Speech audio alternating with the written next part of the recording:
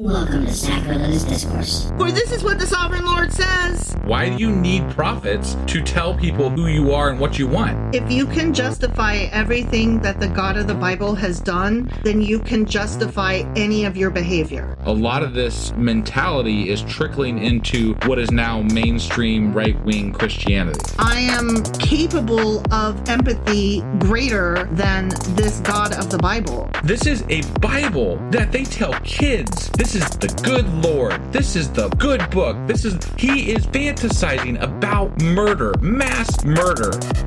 Head over to sacrilegiousdiscourse.com right now to find out how to leave us a review or support us on Patreon.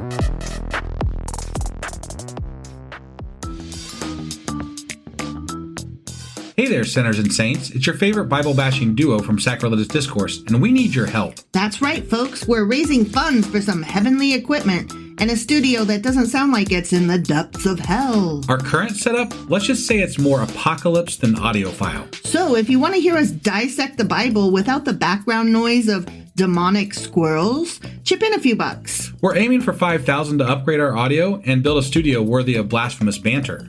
Donate today and help us spread the good word of atheism. You can find a link right on our homepage, sacrilegiousdiscourse.com. Every dollar counts. Even if it's from your collection plate. Husband! Wife! Do you know what we're doing today? Something we haven't done in quite a while, actually. I know, it was weird. Like, I don't even know where all my notes were. I had to find everything. This is the one thing that we kind of slough off whenever we don't have our weekend put together correctly. So right. We apologize to those of you following this. Well, this is husband's least favorite. Well, there's that. Sacrilegious Book Club ain't your bag. It's not. No, it's I not. know, but I insist. Some people do like this, like, and they ask for it. So, so what are we sacrilegiously book clubbing today?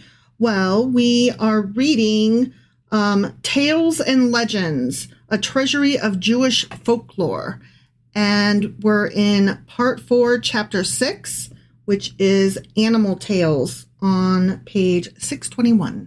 All right, let's do this. Okie dokie.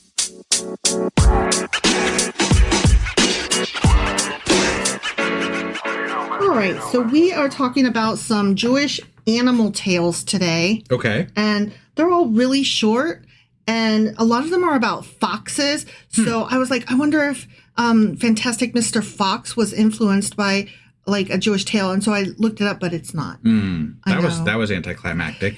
I thought it was perfectly climactic because, I wanted a thing to be true, and it wasn't, and I was disappointed, and unfortunately, that's the way it be. Yeah. But it has that feel to it. Got it. So It's not, though. Okay, so animal tales. Let's talk about it. Let's. The invention of fables, yeah, like making up moral stories and stuff, marked a significant moment in teaching people morals and wisdom. Okay. Yeah. Like, it was a big deal because they're like, not just... Hey, we can use stories to describe how this is supposed to work. Yeah. Right. Interesting. Yeah. Right? Yeah. Like, they're not just imparting, account of the corn or weaponry. Right. They're making shit up. Sure. That's cool. Yeah. Fables used animals, birds, and plants with human personalities to tell stories about life and its lessons. Yeah. By using indirect storytelling and short, clever phrases, I think that word clever there is doing some heavy lifting from what I could read. Fables were able to teach people important things in a very simple way. They were very popular among ordinary people. And I mean, I would say that that's probably because they were easily repeatable as oral stories. Sure. Yeah.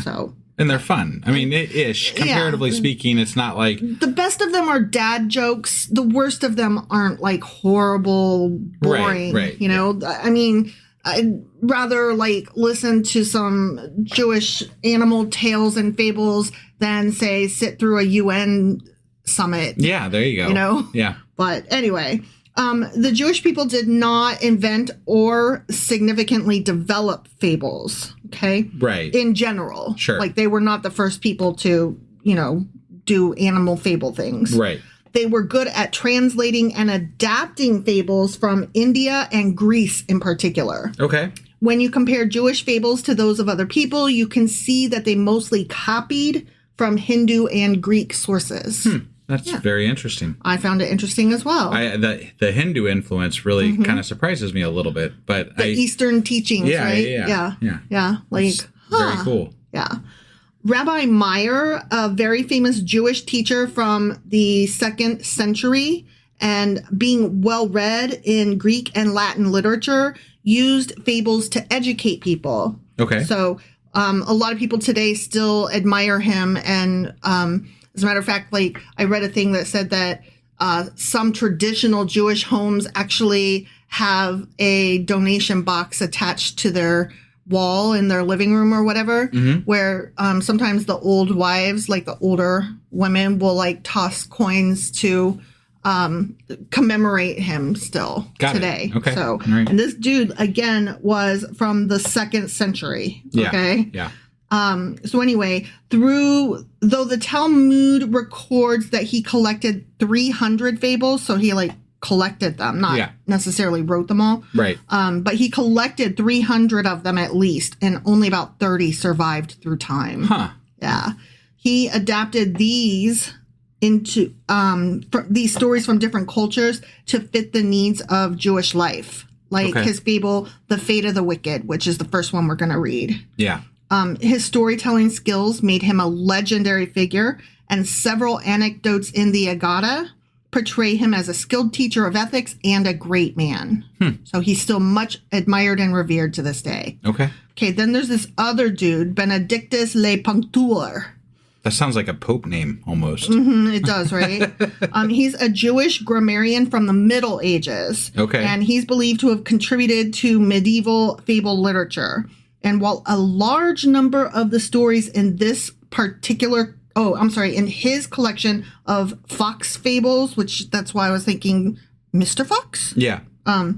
Many of those are Aesop's. Others are of Indian origin, and quite a few are original Jewish fables that he like made up himself. Got it. And this Benedictus Le Punctuor, his foxes are very clever and argumentative, like Jewish scholars. And their laughter and irony have the traditional Jewish ingredients of Jewish tales. Sure.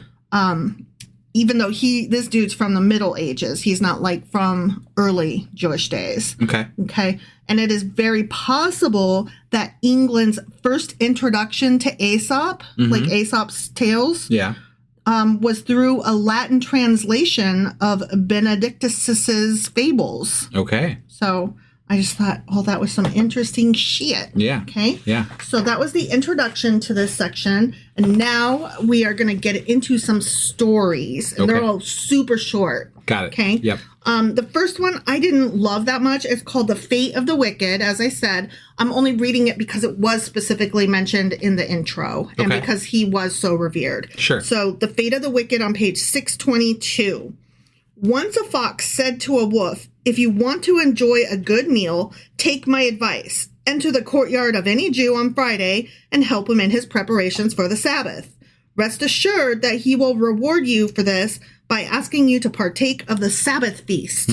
I would do that, right? Right. The wolf, basically, like if you go and volunteer to help set up, you get to stay and eat. Got it. So the wolf was enchanted with the sage advice of the fox and decided to follow it. But we all know foxes. Yeah, they're sly. They're crafty. They're sly fox. Yeah. Like, they specifically refer to them as sly fox. And it makes me laugh because that's exactly what Officer Judy Hopps in Zootopia calls Nick Wilde. Right. She says, sly fox, and he says smart bunny. Right. They're cute. I like them. Yeah. But no sooner did the wolf show his face in the courtyard of a Jew than the entire household fell upon him with sticks and trounced him so soundly that he barely managed to escape with his life. Oh, no. Yeah. Full of wrath, the wolf went in search of the fox, and when he found him, he wanted to tear him limb from limb. Sure. The fox tried to mollify him. "Don't carry on so," he said. "I'm not to blame because they beat you. Blame your father instead. Pay attention to what I'm going to tell you now." He's like, "Your father?" Okay. Like your dad, your mother, you know, Right. like joke like that, you know? Yeah. Okay, so the fox is telling a story now to Okay. the wolf about the wolf's dad. Yeah. Okay. Once a Jew asked your father to help him in his preparations for the Sabbath, and for that he promised to invite him to the feast. But your father had no patience and devoured all the delicious courses and did not leave the Jew even one little chicken bone. Now can you understand why the Jew beat you? But don't lose heart. Leave it to me. I'll lead you to a house where both of us can have our fill of a delicious feast. The wolf gratefully agreed. Okay. The fox then led the wolf to a well over which hung 2 buckets suspended from ropes. It's like you could see where this is going, right? Yeah. When one bucket went down, the other came up. I still see where this is going. The fox climbed into one bucket and quickly descended to the bottom of the well. "What you doing down there?" asked the curious wolf from above. "My, you've never seen anything like it," the fox cried out with rapture. "I've found here meat and cheese and other good things to eat. my God. Just look down. Don't you see what a great big cheese is down here?" The wolf looked down and sure enough saw the reflection of the moon mirrored in the water, but he believed that it was a cheese as the fox had told him, because apparently wolves are stupid. Yeah. His appetite whetted, the wolf could hardly control himself any longer. "How can I get down?" he called to the fox. Like, didn't you just see Watch him do it? what Yeah, happened? right. Yeah. "Very simply," said the fox. "Get into the other bucket and join me." The wolf climbed into the bucket with alacrity, but no sooner was he in than the weight of his body pulled him down to the bottom of the well, and at the same time pulled up the other bucket carrying the fox, who jumped nimbly out. Sure. Terror seized the wolf when he saw what had happened. "How will I get up again?" he cried to the wolf. The fox merely answered him with the saying from the book of Proverbs. "The righteous is delivered out of trouble, and the wicked cometh in his stead." What did the wolf do that was wicked, though? No, I don't know. Okay. I couldn't make it work in my head. Got it. Because I was like, wait, I mean, just who's because the wicked he's a wolf, I guess? Is that the whole but thing? I'm like, it seems to me that the fox was the right. evil Yeah. one. No, I agree. So the righteous is delivered out of trouble, and the wicked cometh in his But stead. the fox tricked him. That's and was what, mean. No, what I'm saying is maybe the wolf is going to get out of trouble, but the wicked, the fox, comes in his stead. Like, I'm right behind you. Trouble's always following you. Like, I don't know how you're going to get out. I'm sure you will. Okay. But that's not how I see it. I see it that, whatever. I don't know. I feel like this is just a play on the wolf is evil and the Yeah. fox is the righteous one, apparently. And also, like that story, which wolf do you feed, the good wolf or the bad wolf? Sure. And I don't really appreciate the message because the fox is kind of an asshole. He's always an asshole in these Right. stories, Yeah. FYI. Right. All right, so we're about to read another fox tale. Okay. Yeah. This one picks up on the very next page, 623, and it's called The Advantage of Being a Scholar. Oh, I'm sorry. The Fate of the Wicked was by that one cool rabbi, and also it's adapted from the Agada of the Talmud. Okay. FYI. All right. Okay. Where's this one? This one is not particularly listed anywhere, so it's just a story. Got it. Okay? Yeah. Okay, the advantage of being a scholar. A fox looked up into a tree and saw a crow sitting on the topmost branch. The crow looked mighty good to him, for he was hungry. He tried every while to get him down, but the wise old crow only leered contemptuously down at him. Yeah. "Foolish crow," the fox said banteringly, "believe me, you have no reason to be afraid of me. Don't you know that the birds and the beasts will never have to fight again? Haven't you heard the Messiah is coming? If you were a Talmud scholar like me, you'd surely know that the prophet Isaiah has said that when the Messiah comes, the lion shall lie down with the lamb and the fox with the crow, and there shall be peace forevermore." But my question would be, why are you trying so hard to get me down from this tree? Right? Like, I don't have to come down. Yeah. Even if we do get along. Oh, we are the best of friends. I like you so much, way far away over there. Yeah, sure. Yeah. And as he stood thus speaking sweetly, the baying of the hounds was heard. The fox began to tremble with fright and started running for his life. Because you know what happens when the dogs come, right? They kill the fox. Yeah. Yeah. "Foolish fox," croaked the crow pleasantly from the tree. "You have no reason to be afraid, since you're a Talmud scholar and know what the prophet Isaiah has said." Right. Oh, true. I know what the prophet Isaiah said, cried the fox as he slunk into the bushes. But you see, the trouble is the dogs don't. I kind of liked that one. Actually. Yeah, like that one made me smile. Right. And I was like, yep, I will read it to the people. Yep. All right, and now we skip a few pages. Page 628, The Wise Bird and the Foolish Man. And Okay. I really liked this one. All right. Okay. Yeah. A bird catcher once caught a bird, as a bird catcher does, Sure. right? Yeah. But it was an extraordinary creature that understood all the 70 languages of mankind. 70. Just 70. Okay. Precisely Yeah, 70. got it. Not 71 and not 68. Sure. Whereas it's my understanding that there are hundreds and hundreds of languages today. I would imagine. Yeah. Yeah. I'll look it up because I'm curious. Yeah. So anyway, she understood whatever 70 languages existed back then. Right. She therefore pleaded with her captor in his own tongue, "Set me free, and I will impart to you 3 useful teachings." "Tell them to me first, then I will release you," said the bird catcher. "First, give me your solemn oath that you will keep your word," answered the bird. "I swear to set you free," replied the man. The bird then spoke. "Pay heed then." This is very important. Okay. Yeah. The first teaching is never regret what has already happened. The second teaching is don't believe the incredible. The third teaching is never try to achieve the unattainable. Okay. Having taught the man her wisdom, the bird pleaded, "Set me free now as you promised." And the bird catcher agreed and set her free. At that, the bird spread her wings and flew to the top of a high tree nearby, and from there she mocked at the man below. "Fool that you are, you let me out of your grasp, not knowing that I carry in my body a priceless pearl, through whose magic power I have become wise." When the bird catcher heard this, he regretted the folly that had led him to release the bird. To retrieve his loss, he began to climb the tree upon which the bird was perched. But barely had he reached halfway when he lost his hold and fell to the ground. There he lay with broken bones, moaning in pain. The bird looked down upon him and laughed. "You stupid fool," she chided him. "But a few moments have passed since I imparted to you my wisdom, and already you have forgotten it.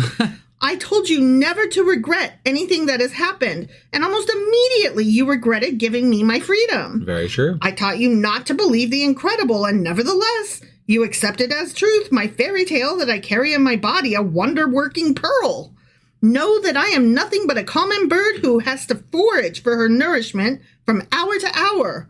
Lastly, I cautioned you against trying to achieve the unattainable, and nonetheless, you undertook to capture a bird on the wing with your bare hands. Yeah. Because you did not heed me, you now lie broken and bleeding. About such as you is the proverb, a reproof entereth more into a wise man than 100 stripes unto a fool. There are unfortunately many simpletons like you among men. The end. That's a truism. Yeah. Just real quick, there are currently in the world today 7,151 languages. I said several hundreds. So, yeah. No, I thought I'd throw that out there. I appreciate knowing that, considering that they were just trying to say 70 fucking languages. Right, yeah. Because God knows everything. Somebody will be like, well, that was thousands of years ago. Whatever. I can't with you. Like, that is bullshittery at its finest. It's disingenuous. It's not even trying. Yeah. So the answer, the correct response is that man created God, and that man did not know that there were other peoples on other continents that they didn't even know existed. Right. They didn't know the continents existed, much less the people. Exactly. So, of course, they didn't know how many languages there were, so their God couldn't either. Right. So, let's not, play around here. Yeah. All right. So, how did you like The Wise Bird and the Foolish Man? But that was a good message, actually, I thought. I thought so too. I like that. And I like that she immediately tested him. Like, she was like, here's the info pop quiz, but didn't tell him it was a pop quiz. Right. And she's like, literally, you're an idiot. Right. So, yeah, I appreciated that. Okay, the very next story is on page 629, and it's called The Fox and the Foolish Fishes. Okay. And I like this one too. All right. The Holy One said to the angel of death, "Cast a pair of each species into the sea, and then thou shalt have dominion over all that remain in the species." The angel did so forthwith, and he cast a pair of each kind into the sea. When the fox saw what he was about, what did he do? At once he stood and wept. Then the angel of death came unto him. Why weepest thou? For my companions whom thou hast cast into the sea, answered the fox. Where then are thy companions? Said the angel. The fox ran to the seashore, and the angel of death beheld the reflection of the fox in the water, and he thought that he had already cast in a pair of foxes. So, addressing the fox by his side, he cried, Be off with you! The fox at once fled and escaped. The weasel met him, and the fox related what had happened and what he had done. And so the weasel went and did likewise. And so at the end of the year, the Leviathan, which I guess is the god of the water. Well, yeah, it came up in the Bible, remember? No, I know. It's just that we started out with the Holy One talking to the angel of death. Right. And saying, throw some shit into the sea. Yeah. And then you can have dominion over all that remain of the species. Right. So you still get to be, angel of death on land. So I'm like, is the Holy One Leviathan? I don't think so. I don't know. Because God defeated the Leviathan at some point in the Bible. Yeah, I know. I don't understand. I'm not sure. I think that the reference to Leviathan might be just the reference to the gatekeeper of the sea. So, how they're casting things into the sea. So maybe they're maybe it was more of a reference of this pseudo god that lives in the sea. Well, he's in charge, throughout the story. He's big boss. No, I got it. Okay. So at the end of the year, the Leviathan assembled all the creatures in the sea, and lo, the fox and the weasel were missing, for they had not come into the sea. Pop, pop goes the weasel, the weasel. He sent to ask and was told how the fox and the weasel had escaped through their wisdom. They taunted the Leviathan. If you escaped a goddamn god, are you taunting or are you staying low key? Yeah. Right? I'm on the down low. You ain't never going to hear from me. Right. I'm just trying to live. Yeah. They taunted the Leviathan, saying, the fox is exceedingly cunning. The Leviathan felt uneasy and envious, and he sent a deputation of great fishes with the order that they were to deceive the fox and bring him before him. The fishes went and found the fox by the seashore. When the fox saw the fishes disporting themselves near the bank, he was surprised, and he went among them. They beheld him and asked, Who art thou? I'm the fox, said he. Knowest thou not, continued the fishes, that a great honor is in store for thee, and that we have come here on thy behalf? What is it? Asked the fox. The Leviathan, they said, is sick and likely to die. He has appointed thee to reign in his stead, for he has heard that thou art wiser and more prudent than all the other animals. Come with us, for we are his messengers, and are here by thy honor. But, objected the fox, how can I come into the sea without being drowned? Nay, said the fishes, ride upon one of us, and he will carry thee above the sea, so that not even a drop of water shall touch so much as the soles of thy feet, until thou reachest the kingdom. We will take thee down without thy knowing it. Come with us and reign over us, and be king, and be joyful all the days. No more wilt thou need to seek for food, nor will wild beasts stronger than thou meet thee and devour thee. Sounds like a deal. Yeah. Except for that, it involves going into the water. And I would be like, nah, I'm good. I'm good. The fox heard and believed their words, though. So how smart is he? Dumb fox. Right. He rode upon one of them, and they went with him into the sea. Soon, however, the waves dashed over him, and he began to perceive that he had been tricked. Woe is me, wailed the fox. What have I done? I have played many a trick on others, but these fishes have played one on me worth mine put together. Yeah. Yeah, they did. Now that I have fallen into their hands, how shall I free myself? Indeed, he said, turning to the fishes, now that I am fully in your power, I shall speak the truth. What are you going to do with me? To tell thee the truth, replied the fishes, the Leviathan has heard thy fame, that thou art very wise, and he said, I will rend the fox and will eat his heart, and thus I shall become wise. Oh, said the fox, why did you not tell me the truth at first? I should then have brought my heart with me, and I should have given it to the king Leviathan, and he would have honored me. But now ye are in an evil plight. Oh, man. What? Thou hast not thy heart with thee? Certainly not. It is our custom to leave our heart at home while we go about from place to place. When we need our heart, we take it. Otherwise, it remains at home. Oh, what must we do? Asked the bewildered fishes. My house and dwelling place, replied the fox, are by the seashore. If you like, carry me back to the place whence you brought me. I will fetch my heart, and I will come with you. I will present my heart to Leviathan, and he will reward me and you with honors. But if you take me thus without my heart, he will be very wroth with you. I don't know about you, but I don't believe him. I don't either, Yeah. but I do think he's really smart and quick on his feet. Right, yeah. And he will devour you. I have no fear for myself, for I shall say unto him, my lord, they did not tell me at first. And when they did not tell me, I begged them to return from my heart, but they refused. Yeah. What you gonna do? Right, You know? yeah. The fishes at once declared that he was speaking well with his, these and thous and eyes, yeah, right? Yeah. They conveyed him back to the spot on the seashore whence they had taken him. Off jumped the fox and he danced with joy. See, again, why are you Don't doing gloat. this, right? Yeah, right. That should be the lesson in all of these. Don't fucking gloat. If you get away, get the fuck away. Right. He threw himself on the sand and laughed. Stupid ass. Right. Be quick, cried the fishes. Get thy heart and come. But the fox answered, you fools, be gone. How could I have come with you without my heart? Have you any animals that go about without their hearts? Stupid asses. Right. Thou hast tricked us, they moaned. Sure thing, yeah. Fools, I tricked the angel of death. How much more easily a parcel of silly fishes. I mean, burn. Right, yeah. The fish returned in shame and related to their master what had happened. In truth, he said, the fox is cunning and ye are simple. Concerning you it was said, the turning away of the simple shall slay them. That's a proverb. Proverbs 132. I see. Then the Leviathan ate the fishes. The end.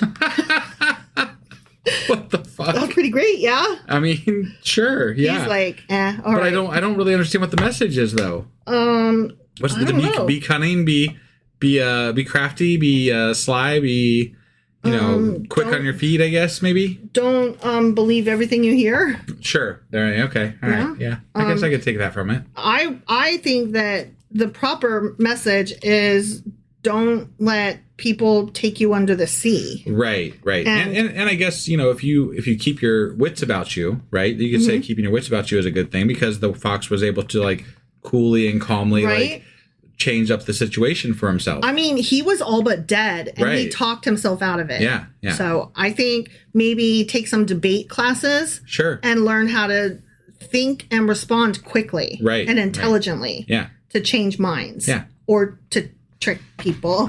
Right. All right. Page 631, we are reading The Curse of the Indolent. Okay.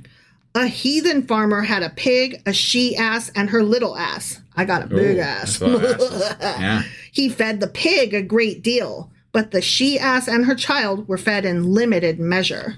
Okay. What a foolish man our master is, said the little ass to his mother. Don't you think it is unjust, mother, that we who work for him and pull his burdens should be fed so poorly? Why is it that the pig who is lazy all day long and does nothing eats as much as he wants? Because he's going to eat the pig. I'm just saying. Just wait a while, my child, the she-ass comforted him. A time is sure to come when you will see the pig in great misfortune. Know that the farmer is not stuffing her with fine food out of love for her, but only to hasten her grief. When the heathen celebrated the next feast day, he slaughtered his pig. Ever after, whenever the little ass was given food, he ate sparingly, remembering the sad fate of the pig. When his mother saw this, she tried to correct him. It isn't eating a lot that brings death, my child, but going about the livelong day like the pig doing nothing. Right. Yeah. Okay. All right. So, yeah, there was that. And I don't think I have any more. Let me flip through. I mean, that was 4. You said you had 4, so that was it. Okay. And so we are almost done with this book. Okay. All right. So I just want to tell you there's only one more section left. Yeah. And it's Proverbs and Riddles. Okay. And it's going to be kind of good, I think. I'm going to read some shit at you and you're going to try to like respond like, what does that mean? And then if you can't guess what it means, then I'll tell you what it means. Got it. And there's also a couple of riddles that Frodo could have used in The Hobbit. Okay. And yeah. That sounds fun. Yeah. And that will be the end of this book. Okay. Okay. All right. So that was our Sacrilegious Book Club for the day. I actually have one more thought Okay. before we go. Yeah. I was thinking that for after we finish this book, we should pick up the Asimov where we left off. Yeah, we have some people asking for that, so for sure. Now that we're further along in the Old Testament and, we're in the prophets now. Yeah. And so hopefully we won't catch up with ourselves for a while. Right. And we will caveat every time that Isaac Asimov was a somewhat racist, very sexist son of a bitch. Sure. But had a lot of smart things to say. Yeah. So was there documentation about him being racist? I knew the lecherous part was there, but I wasn't sure about. I never heard the racist. You know what? part. I might be just assuming because usually where one goes follows the other. Okay. So I could be wrong. All right. But I just wanted to clarify because I don't recall that as part of that. But it wouldn't I could be wrong. shock me. I could be wrong. I don't know. Doesn't Anyway, matter. He Gross. wrote a good commentary on the Bible for sure. He did. So And we learned a lot from it Yeah. until we stopped. right. And we were catching up with ourselves anyway, so we had thought We were going to have to slow down or stop at some point anyway. So But now we've got a lot under our belt and we can go back to it. And so as soon as we finish this one, which will not be too much longer, right? we'll go back to the Asimov. I happen to know one person specifically who will be happy, and his name is Conrad. Conrad, this is for you. The end. All right. So that was our book club for the day. Yes, it was. And I will be getting our weekly weekly replay together here. And then we will be back tomorrow with... Can I say his name? I don't know. You keep fucking it up. I keep wanting to say Josiah, but it's Hosea. Hosea. Yes. Hosea chapter 1. Hosea chapter 1. All right. We'll see you then. Bye.